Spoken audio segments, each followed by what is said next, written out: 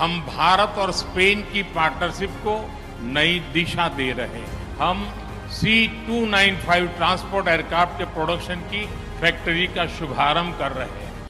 अब देखें कि Indian prime minister Narendra Modi और स्पेनिश जो प्राइम मिनिस्टर हैं पेड्रो साहब, उन्होंने ये जो पहली प्राइवेट मिलिट्री एयरक्राफ्ट प्लांट है आज उसका इफ्तिताह किया। कंट्रीज के बीच ये दौड़ लगी हुई है, ये रेस है कि कौन सा कंट्री इंडिया से ज्यादा करीब होगा। ये किसको नहीं पता कौन है? भारत है।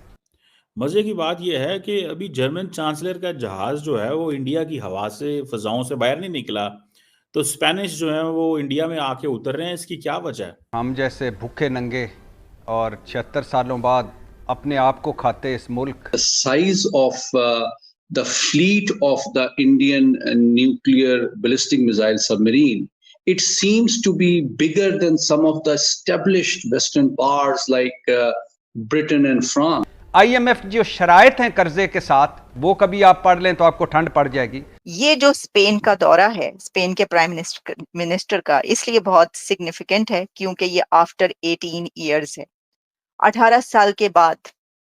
यही जो पोजीशन है ये हमारी दोस्तों अभी स्पेनिश प्रेसिडेंट जो हैं वो पहुंच रहे हैं इंडिया के अंदर। मजे की बात यह है कि अभी जर्मन चांसलर का जहाज जो है वो इंडिया की हवा से फिजाओं से बाहर नहीं निकला, तो स्पेनिश जो है वो इंडिया में आके उतर रहे हैं। इसकी क्या वजह है? इसकी यही वजह है कि दोनों मुल्क जो है जर्मनी एंड स्पेन जो है वो compete कर रहे हैं for a contract with India. Back to back visit हो रहे हैं। इंडिया को अपनी नेवल कैपेबिलिटीज बढ़ानी है, 6 एडवांस सबमरीन्स लेनी है। India wants that cutting edge technology stealth capability indigenously design हो, जो कि इंडिया की मैरीटाइम सिक्योरिटी को और सेल्फ रिलायंस को बूस्ट करे और इंडिया के को जो मैरीटाइम सिक्योरिटी उसको मजबूत करे। अब जर्मन सुना स्पेनिश प्रेसिडेंट आ रहे हैं, पहले पता चला था स्पेनिश प्राइम मिनिस्टर आ रहे हैं, जर्मन चांसलर निकले। मैंने कहा अभी उन्होंने जहाज उड़ाया तो जहाज ले गया, और वो कह रहे हैं जी हम बायलैटरल कोऑपरेशन क्या होता है? पैसे होते हैं। It's all about money, resources. उनको पता है इंडिया की जेब में पैसे हैं, वो भजे भजे आ रहे हैं। ठीक है जी। और इसको ये समझ लें कि एक बड़ा प्रोजेक्ट 75-1 जो है, ये समझ लें एक लार्ज स्केल प्रोजेक्ट है कि इंडिया को ये मिल जाएं, सबमरीन्स मिल जाएं। और देखें, ये मेरी ज़ाती नज़र में India will go on German side, India will not go on Spanish side. उसकी वजह क्या है? देखें, this is a very crucial defence contract, very crucial defence contract. उसकी वजह क्या है? जर्मन एंड स्पेनिश का एक ही प्रॉब्लम है कि जर्मन टेक्नोलॉजी है वो रिलायबल है। ठीक है। सो जर्मनी को अपनी वो जो रिसर्च एंड डेवलपमेंट है ये उसका मिलना है। ठीक है ना जी।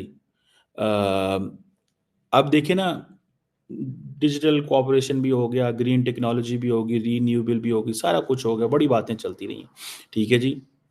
अभी वो कल पहुंच रहे हैं, ठीक है, प्रेसिडेंट साहब जो हैं उनके, और इंडिया स्पेन जो रिलेशंस हैं, कहा जा रहा है कि पिछले 18 सालों के अंदर ये एक सिग्निफिकेंट दौरा है स्पेन का, स्पेन की लीडरशिप का। लेकिन मुझे याद आई थिंक पिछले साल या उससे पिछले साल प्राइम मिनिस्टर मोदी जर्मनी गए थे, और जर्मनी को ये भी एक एडवांटेज है कि it's closer with the Americans. ठीक है, क्योंकि स्पेनिश भी है, लेकिन स्पेनिश की पोजीशन जो है ना, वो मेरी असेसमेंट है, स्पेनिश पोजीशन जो है, अमेरिकन खुश नहीं है स्पेन से। लेकिन इंडिया भी बहुत सारी चीज़ों को नोट करता है, क्योंकि जो स्पेनिश ने पोजीशन ली है फ़लस्तीन के ऊपर और इजराइल के ऊपर, वो अमेरिकन को अच्छे नहीं लगे। स्पेनिश ने एक तो कहा कि हम 2 स्टेट सोल्यूशन, फ़लस्तीन को रिकग्नाइज करते हैं एंड ऑल, सारी सिचुएशन वो बात कर रहे हैं। दूसरी जो सी चीज़ है वो ये है कि जर्मनी बड़ी टफ लाइन लेता है फ़लस्तीन पे, हमास पे। अमेरिकन के साथ उनकी वो कंप्लीटली, वो जिसे कहते हैं ना, सिंक है। ये जो ये चीज़ें जो हैं, सारी बात है, इंडिया इन चीज़ों को मद्देनज़र रखता है। ठीक है जी। इंडिया और स्पेन के अच्छे मामलात हैं, आईटी, इंफ्रास्ट्रक्चर, रीन्यूएबल, इधर-उधर, लेकिन अब देखें कि सबको अगर 18 साल बाद स्पेनिश लीडरशिप को इंडिया आना पड़ा है, लेकिन मैं आपको एक बात बताऊं, अभी हाल ही में जर्मनी ने क्या किया है कि जर्मनी, अच्छा इस चीज़ को वैसे मैं चाहता हूं कि इसको डिस्कस करूं, जो India middle east Europe economic corridor की बात की थी, इंडिया इसको, जैसे फॉर एग्जांपल इंडिया जो है, जब उसका दिल करता है तो वो हर मीटिंग के अंदर, बायलैटरल मल्टीलैटरल मीटिंग के अंदर कुछ चीज़ों को याद रखता है। ठीक है ना जी।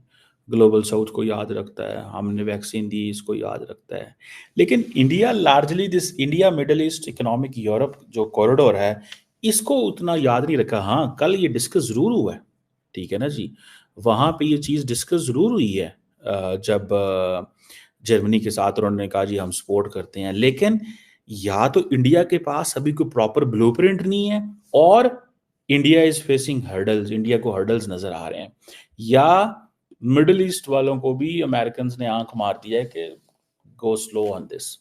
तो India is not getting all that, जो होता है ना, उनको वाइब्स नहीं आ रही, ठीक है ना जी, इंडिया को वाइब्स नहीं आ रही, ठीक है। सो लेट्स सी ये क्यों वाइब्स नहीं आ रही। और जर्मनी के चांसलर ने कल बात की है, देखें recently Greek prime minister India आए हुए थे, Italians already India middle east Europe corridor में एक्टिव है, वो समझते हैं, जैसे वो जॉर्जिया मेलोनी जो है इटालियन प्राइम मिनिस्टर मोदी साहब के साथ गप्पे मारती हैं, इंडियन मीडिया जो है कोई उसको भाभी कह देता है, कोई कुछ कह देता है। आपको पता है लोग हमारे जो है ना, वो फिर साउथ एशिया के जो लोग हैं वो मीम्स बनाने में, मजाक में, सोशल मीडिया के इस्तेमाल में तो फिर खीर कर देते हैं ना। तो ये चीज़ें तो हमारी समझ में आती हैं, लेकिन जैसे वो कहते हैं ना कि अब देखना ये है कि जो जर्मन एक कंपनी है TKMS, ठीक है जी, ये एक मरीन सिस्टम्स कंपनी है, उसने इंडिया की एक